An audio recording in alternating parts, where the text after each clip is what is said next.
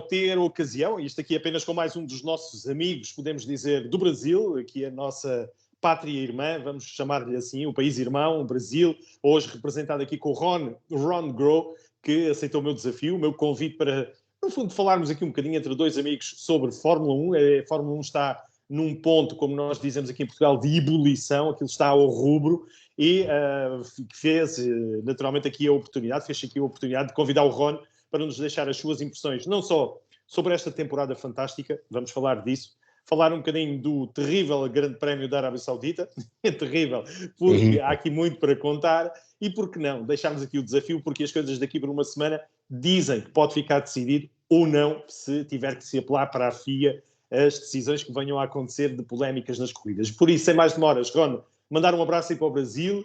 Em que zona do Brasil é que tu estás, Ron? São Paulo. Oi. E como é que está o tempo por aí? Nós, nesta altura, é inverno, estamos quase no pino, e aí, como é que estão as coisas em São Paulo? Está começando o verão, já está bem quente por aqui, viu? Maravilha, muito bem. Então, Ron, vamos falar de Fórmula 1, 10 minutos apenas, para ouvirmos aqui a opinião também de quem viu as coisas desse lado. A primeira pergunta, Ron, que horas eram aí no Brasil na altura do Grande Prémio? Deu para ver em direto que horas seriam aí ainda? Muito cedo? Bem cedo, 2h30 da tarde. Muito bem, foi um horário mais ou menos apetecível. Ron, então, e antes de falarmos da Arábia Saudita especificamente, deste primeiro Grande Prémio de Jeddah, minha primeira pergunta é, que opinião sobre esta temporada de 2021? Tem de facto sido uma boa temporada, daquelas que o pessoal que acompanha a Fórmula 1 há muitos anos tinha saudades de assistir, ou nem por isso? Não, fantástica. Eu comentei ontem no podcast do Marcos, no Fanático, essa é a melhor temporada em pelo menos 10 anos de Fórmula 1. É uma temporada na pista fantástica, sem dúvida. De direção, não. De direção não, mas na pista fantástica. Ron, e porquê? O que é que esta temporada de 2021 tem que seja de facto marcante? Tenho os meus argumentos, mas eu queria ouvir o Ron primeiro que tudo. Bom, primeiro, duas equipes brigando pelo título, duas equipes diferentes. Dois pilotos de nível muito alto, tanto o Hamilton quanto o Max, né? A divisão entre os bonzinhos da Fórmula 1 e os malzinhos da Fórmula 1, como a gente anda dizendo por aqui. E por tudo que vem acontecendo em pista, né? Alguns vencedores que a gente não esperava, muitas ultrapassagens, pistas fantásticas, tá? Por isso, e também pelo fato da gente já tá com saudade de uma disputa de pista, né? E já está acontecendo. Ron, mas também, se fizermos aqui as contas de cabeça, também muitas lutas nos lugares a seguir. Isto é, tínhamos uma determinada altura que a McLaren andava ali bem, parecia estar superior à Ferrari, a Ferrari de um momento para o outro metamorfose-se e, portanto, altera tudo e de um momento para o outro começa a dar luta e neste momento estão, de facto, as duas equipas, a McLaren e a Ferrari, muito próximas e o facto curioso, temos um piloto McLaren, temos um piloto Ferrari, outro McLaren e outro Ferrari, portanto, aqui também pontos de interesse, não só nos lugares da frente, que são aqueles que têm os holofotes todos, mas depois dos lugares da frente também há ali muita luta e muito motivo de interesse, não é assim, Ron? Sim, sim. A briga entre a Ferrari e a McLaren, coisas que a gente sempre viu pela ponta, agora a gente está vendo pelo meio, e nem por isso deixou de ser espetacular, né? Com 4 pilotos que eu considero muito bons, Carlos Sainz, Lando Norris, né? O Leclerc e o outro, o Ricardo, que está um pouquinho abaixo deles, mas sensacional. Se mantiverem esses pilotos para o ano que vem nessa fase e melhorarem o carro, vai ser fantástico. E depois temos uma Alpine que aparece nesta parte final da temporada. De início, muitas dificuldades, 2 pilotos também a entrosarem-se dentro da Alpine, embora fosse conhecida por Renault, mas agora Alpine. Mas a partir do momento que vence o Grande Prémio da Hungria, quebram um bocadinho daquelas correntes que tinham, não é? Com o Ocon e a própria equipa pensavam que não chegavam lá, mas conseguiram provar que poderiam vencer grandes prémios. E agora temos uma ponta final em que temos um Alonso que, no Grande Prémio anterior, há 15 dias, tinha conseguido um pódio, não é? Portanto, o seu primeiro pódio. Também eles aqui a prometerem, de facto, uma ponta final extraordinária e, por que não, a prometerem um último Grande Prémio também com muitos motivos de interesse também nessa luta.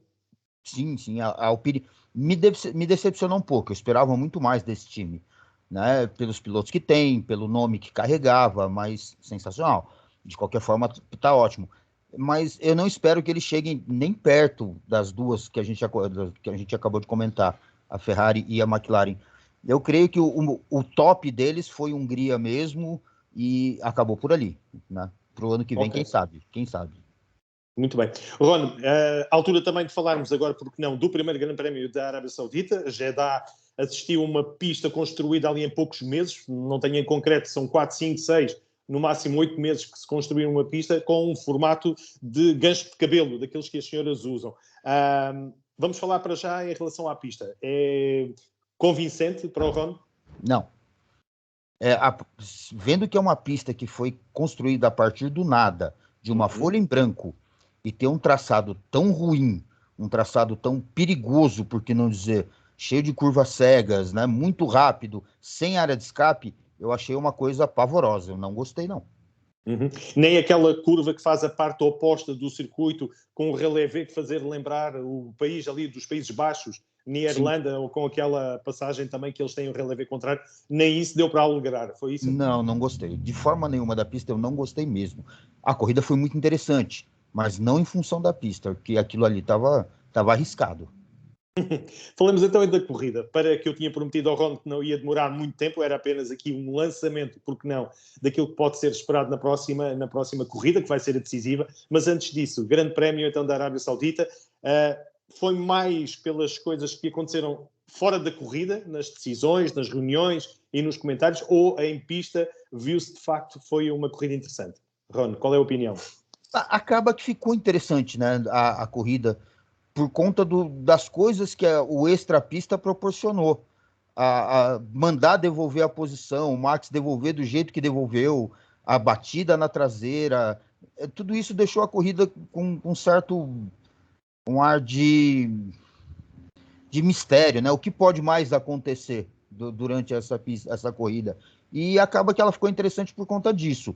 Se ela é uma corrida que segue o curso normal dela, obviamente ia terminar com uma Mercedes, uma Red Bull e outra Mercedes no pódio, mas de uma forma melancólica, se não tivesse acontecido o que aconteceu extra-pista. Ia ser estranho. Mas como aconteceu tudo isso, a corrida acabou muito divertida, muito divertida. E o que há a dizer das polémicas? Não vale a pena agora falar sobre isso, vale a pena ainda pensarmos um bocadinho sobre a maneira como se geriu. Porque há aqui uma questão que eu gostava, e o Ron a ouvir a opinião também, claro, obviamente. Não era costume, no tempo do saudoso Charlie Whiting, que nós víamos, que foi uma figura marcante também na segurança da Fórmula 1. Neste momento é, de facto, o Masi quem domina, mas parece-nos aqui que as realizações televisivas assumiram o compromisso de trazer mais, trazer mais às transmissões o diretor de prova, que acaba por ser uma pessoa muito... Antigamente ouvíamos, vamos chamar assim, os comissários, falava-se muito dos comissários e não do diretor de prova. O Charlie Whiting nunca falava sobre ele, mas aqui vão buscar um Masi. É uma jogada também da própria entidade que gera a Fórmula 1 de apresentar mais vezes o Masi, ou é o próprio Masi que se põe a jeito para aparecer tantas vezes? Como a gente costuma comentar bastante lá no Clube da Velocidade, o Márcio Corrara sempre fala sobre isso. O Charlie Whiting era o regulamento. Quando acontecia alguma coisa, ele tomava para si e falava do regulamento. Olha, eu escrevi o regulamento, ele está aqui. É dessa forma e acabou. Né? E se alguém contestasse, ele falava, não, está aqui. O Michael Masi parece que não, que ele gosta de contemporizar, ele gosta de ouvir as opiniões e às vezes parece que ele decide por não deixar as pessoas melindradas. Ele fala, você tá certo e você também tá certo, e acaba que não se resolve nada. Então ninguém respeita o cara. Eu sinto falta do Charlie Whiting. Apesar dele ser um grande ditador, eu preferi o estilo dele ao do Masi. Mas eu não creio que seja a Liberty que tenha trazido a imagem do Charlie Whiting, do Michael Masi para frente. Foi a própria ruindade dele como diretor que acabou trazendo. Porque eu não tenho ideia, pelo menos das transmissões, de ouvirem as comunicações das equipas, porque sempre as equipas tiveram reuniões com os diretores de prova. Agora, não me lembro de fazerem com o Charlie e fazerem assim com o Michael Masi com muita frequência. Colocar no ar como coloca o Masi falando, nunca colocaram. Nunca colocaram o Charlie Whiting. Eu acho até que ele não aceitaria esse tipo de coisa, né? Mas o fato de trazer o diretor de prova à frente da transmissão é algo que a mim cheira a americanização. Os americanos adoram isso.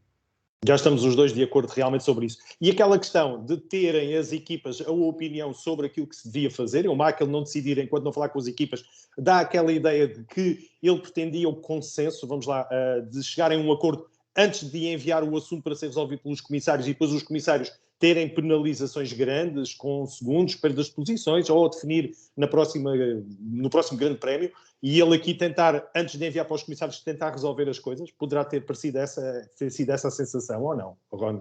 Não, porque, na verdade, esse tipo de atitude do Michael Masi, ele já vem de algum tempo. Houve uma corrida no começo do ano em que o Max também precisou devolver a posição. E havia essa conversa. Você prefere devolver a posição ou pagar os 5 segundos? Isso. O Horner, né, o chefe de equipe da Red Bull, falou sobre isso no rádio com o Max, e o Max chegou a cogitar em pagar os 5 segundos de pena, não devolver a posição. Então é uma coisa que já é normal do Mazzi, né? Fazer esse tipo de negociação. A mim não surpreendeu, não. Eu achei até muito normal. Eu só, como a gente acabou de dizer, eu só nunca tinha visto isso ao vivo. Nunca tinha visto. Muito bem. Ron, última pergunta. Para lançamento e desafio, como é que vão ser resolvidas as coisas em Abu Dhabi? Quem é que vai ganhar? Como é que vai ser resolvido? Não se vai resolver? Quais são as opiniões para aquilo que vamos assistir no próximo domingo em Abu Dhabi? Eu creio que acaba em Abu Dhabi e acaba na pista. Né? Okay. A minha torcida pessoal seria que o Max Verstappen ganhasse, mas o momento em que o Lewis Hamilton vive, ele está pilotando tão bem desde o Grande Prêmio do Brasil, que eu acho que ele é seríssimo candidato a levar. Pela lógica da Lewis, na minha torcida daria Max. Uhum. E vai haver polémica ou vai-se resolver em que a Mercedes está melhor do que a Red Bull e as coisas resolvem-se de carro para carro? Eu acho que não vai ter polêmica dessa vez, não. O pessoal está esperando batida entre os dois, toque. Eu acredito que nada disso vai acontecer. Vai ser liso, vai ser na pista. E creio que a Mercedes, com o carro um pouquinho melhor e o Lewis um pouquinho mais motivado, acabam levando essa. Muito bem. Portanto, a aposta, Ron, é... Como é que ficamos? Ficamos então com Lewis Hamilton, pelo momento. Ok. Muito bem. Vamos então terminar, Ron, agradecer esta oportunidade, esta pequena troca de impressões. E quando é que vamos ter Brasil mais representado na Fórmula 1? Quando é que voltamos a ter um piloto? Era com o Pietro, que desejamos já aqui as boas melhoras para ele, devido àquele pavoroso acidente este fim de semana com o Théo Pourchaire na Fórmula 2. Vai ser essa a aposta ou haverá outros pilotos que chegam lá mais rápido do que o Pietro? Não, eu acredito que seja só com o Pietro mesmo, e ainda daqui uns 2 anos e meio, quem sabe.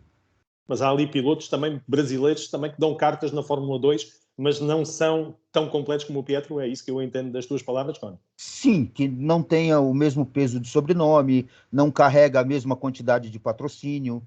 Então, por isso que eu creio mais no Pietro. Muito bem. Ficam aqui os votos da equipa 16 válvulas e eu acredito que o Ron também é a mesma coisa, de boas melhoras. Ele acabou por já aparecer nas redes sociais com um olho assim muito inchado, com um olho negro e com o tornozelo partido. Vamos acreditar que depois daquele acidente a recuperação seja rápida e que esteja de regresso para podermos então vê-lo na caminhada da Fórmula 1, que é a aposta do Ron. Combinado? Combinado. Um abraço, Ron. Obrigado mais uma vez e vamos ver se dá certo então os prognósticos. Portanto, temos já um primeiro prognóstico, Ron, neste caso Ron Grow, que diz que vai ser Lewis Hamilton o campeão. Vamos ver, vamos ver. Um abraço, Ron. Até breve. Obrigado. Até mais. Uma boa noite. Até mais.